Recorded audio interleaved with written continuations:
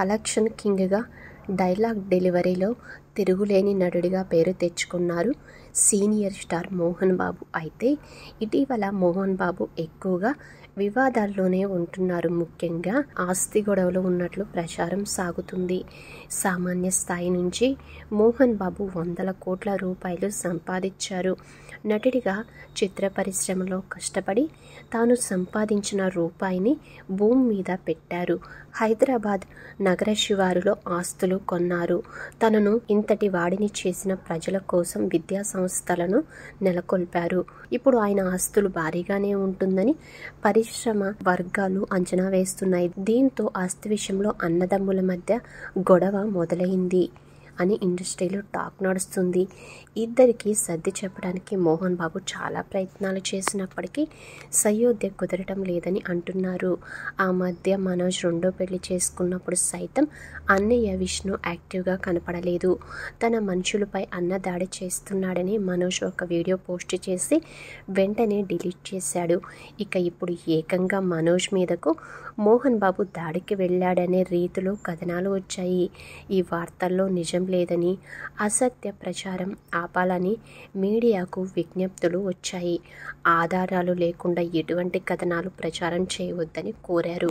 అయితే ఇప్పుడు మనోజ్ ఆసుపత్రికి వెళ్ళాడు. పరోక్షంగా తనపై దాడి జరిగిందని చెప్పారు. కేసు పెట్టే అవకాశాలు కొట్టిపారేయలేమని అంటున్నారు. కేసులకు కోర్టులకు ఆధారాలు కావాలి, అందులో సందేహం లేదు. ఇప్పుడు తండ్రి కొడుకుల మధ్య కొట్లాట అంటే అప్పట్లో అన్నదమ్ముల మధ్య కొట్లాట కూడా నిజమే అయి ఉంటుందని టాక్ బలంగా వినిపిస్తుంది.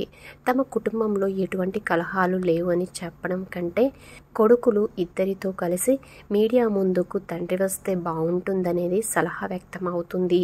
తాము అభిమానించే కుటుంబంలోని హీరోల మధ్య గొడవ అనే వార్తలు మోహన్ బాబు అభిమానులను కలవరపెడుతున్నారని చెప్పాలి. ఆ కుటుంబంలో ఏదో జరుగుతుందని ఇండస్ట్రీ వర్గాలు సైతం నమ్ముతున్నాయి. ఇప్పుడు గొడవ లేదని చెప్పినా నమ్మే పరిస్థితి లేదు. మరోవైపు పోలీస్ కేసు విషయంలో రాజీ పడకూడదని మనోజ్ నిర్ణయించుకున్నట్లుగా చెప్తున్నారు. తనపై దాడి జరిగిందని, పదునైన ఆయుధాలతో దాడి చేశారన్న మెడికల్ ప్రూఫ్స్ కోసం ఆయన ఆసుపత్రికి వెళ్ళినట్లు కూడా చెప్తున్నారు.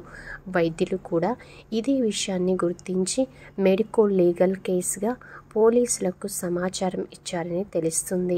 పోలీసులు ఇంటికి వెళ్ళి స్టేట్మెంట్ రికార్డ్ చేయనున్నారు. మనోజ్పై అనుమానాస్పద దెబ్బలు ఉన్నాయని పోలీసులకు సమాచారం ఇచ్చిన హాస్పిటల్ యాజమాన్యం బలమైన దెబ్బలు తగిలాయని, దాడి చేసినట్లుగా ఉందని రిపోర్ట్ ఇచ్చింది. దీంతో మంచు మోహన్ బాబు, ఆయన అనుచరులు వినయ్లకు గడ్డు పరిస్థితి ఎదురవడం ఖాయంగా కనిపిస్తుంది. మనోజ్ ఈ అంశంపై మీడియాతో ఎలాంటి వ్యాఖ్యలు చేయలేదు. కానీ తనపై తండ్రి చేయించిన దాడి ఘటనతో ఆయన మానసికంగా కలత చెందాడని, తాడో పేడో తేల్చుకోవాలని డిసైడ్ అయ్యారని సన్నిహితులు చెప్తున్నారు. మరి ఈ వ్యవహారం ఎలాంటి మలుపులు తిరుగుతుందో చూడాలి.